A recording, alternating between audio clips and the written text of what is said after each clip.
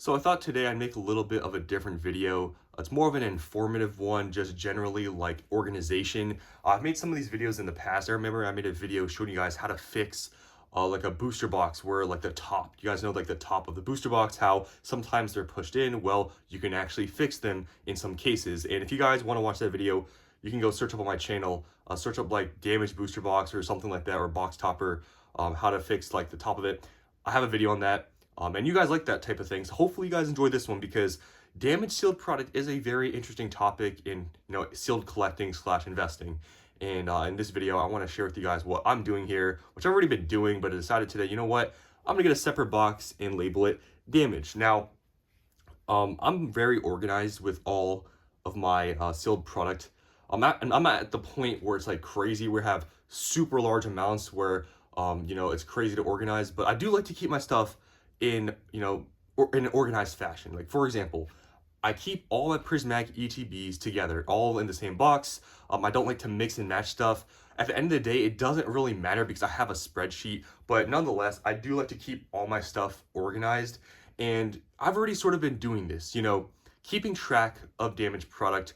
I've just put it in like certain groups inside of a box. Like, okay, I know these products are damaged, but I never thought about just getting a separate box for all of my product that is damaged, which I decided to do here today. So I thought I'd make this video, talk a little bit about damaged product and so on. Now, I will say, some people out there don't care about this stuff as much as maybe others. I understand that. Is this going maybe too deep? You could say so, but if you're investing and this is about money and we're talking about sealed product here, I think keeping track of your damaged product is very important. And I'm going to explain why in this video.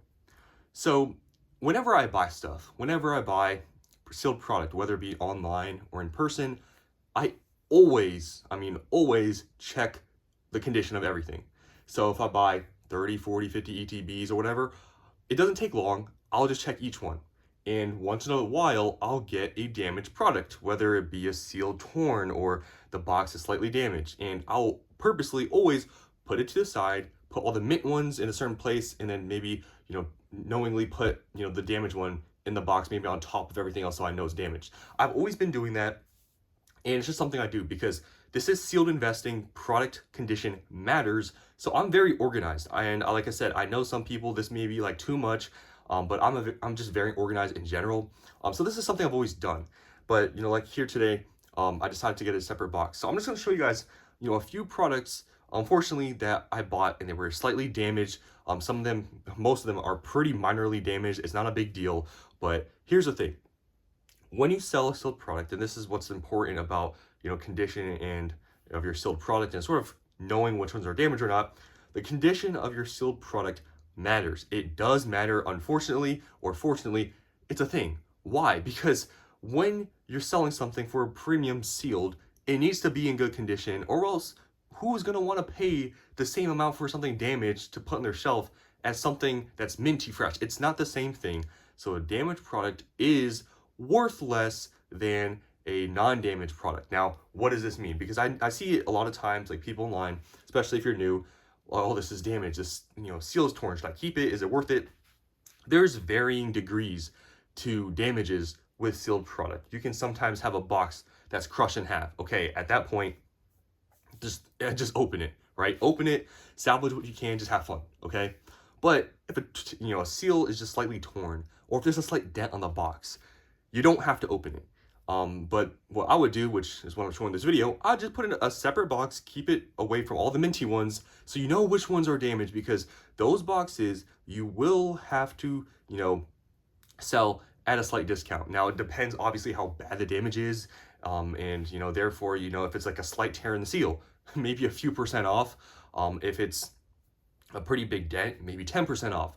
It all depends, but sealed product, the condition does matter a lot. And for me, being organized and stuff, I want to keep that stuff separate and know where that stuff is, because when I go to sell these products, I want to sell the damaged stuff first, and I want to know which ones are damaged so I can sell them before the others, and I'll have to discount them or let the person know they're slightly damaged because the seal is torn or there's a slight dent in the box. And that's a big reason why I'm doing this in the first place, is because whenever I sell some of my stuff, right, I want to know which ones are damaged. I'm selling the damaged ones first because as they, time goes on and sealed product, the premiums and everything go up and they become more and more expensive, your damaged product is going to be worth less, obviously, than the perfect minty ones. Therefore, if I'm going to sell something off, let's say it doubles, triples, and I want to sell a little bit off, I'm going to sell the damaged ones first. So that's a big reason why I'm doing this. And I'm sharing with you guys, sort of this, I guess, knowledge about damaged products. They do still hold value, depending, obviously, varying how bad they are. But they are worth less because in sealed product, condition matters. So I'm going to show you guys a few examples of damaged product I have. Unfortunately, I honestly, out of all the product I have, it's not a large amount that I have damaged, but it does happen. And guess what, guys? It's a thing too. Sealed cases. If you have any sealed cases, damage to sealed cases also brings it down. And seal, it gets to the point where it's kind of dumb if you think about it. But for example, if you have a sealed case and the tape, it's like, it's dumb, but it is what it is. If the tape is actually cut, it might not even be considered sealed anymore, and you might actually have to take a percentage off of that, like the tape, the stop tape. It gets kind of, nitty and gritty and stuff, but that is what the space is. It's collectibles, and I guess it's somewhat understandable, but it is kind of dumb when you really think about it. It shouldn't be that big of a deal, but it is. So here's some examples of some sealed product that I have, just to show you guys some, damaged stuff. So nothing's really that terrible. The first one here we have is a prismatic ETB. You can see slight tear. This is literally the only thing wrong with it. It's literally just a slight tear. Not a big deal. It's literally just in this corner, but it is separate. And I'm just leaving it on the side here. We have another one. Same sort of situation. You can see damaged seal just on the corner. So that one is also damaged.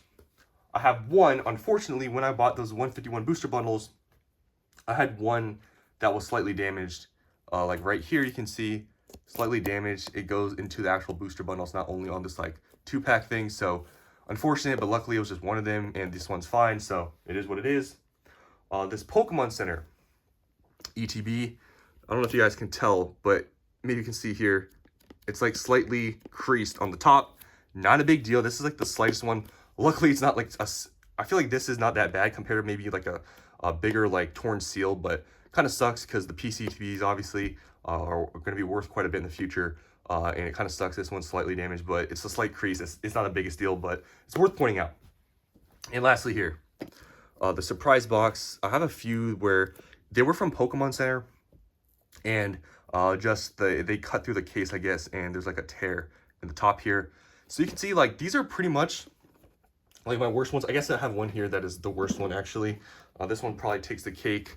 Yeah, this one's pretty bad. You can see here. This is like definitely worth noting. This has like a big, huge dent. That was from the Sam's Club bundle of ETBs I bought. So I don't have any more. I have a couple ETBs that I didn't show that were basically the same thing, like slightly torn seals, and a few more of the surprise boxes. But other than that, out of all the stuff I bought, the thousands and thousands of dollars and hundreds of different sealed product, these are the only damaged ones. I'm fortunate I don't have that much, but it is worth noting, and what I'm starting to do is I'm putting them in a separate box just so I know which ones are damaged, and when I go to sell anything, I'm going to sell these first because, like I said, long-term stuff, these are going to fall behind more in value. So if I'm going to sell anything, I'm going to sell the damaged one first and keep all the minty ones for the long term. And that's just sort of how I do things.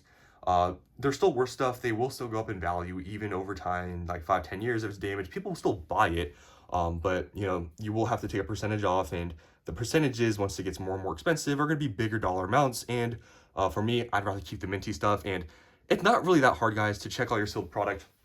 You guys can let me know down in the comments below. Do you guys check all of your sealed product condition when you buy it? I personally do. I don't know if that's like a, very, you could say OCD thing to do, but if I'm spending thousands of dollars, I want to keep track of what's, in good condition, what's not, and make sure that, okay, if I'm buying this stuff, I'm not buying like damaged product, right? Because obviously I'm investing, and the condition of this stuff does matter. But unfortunately, sometimes when buying it a lot, I don't catch it, or if I'm buying it at a really good price and like one out of the maybe 10, 20, 30 ETBs, whatever is damaged, I'm not going to say anything. It's like a, a very small thing. But that's what I want to show you guys here. Keeping your stuff separate, sort of just organizing, just sort of what I do. So that's all I want to show you guys in this video. I hope you guys enjoyed, and I'll see you in the next one.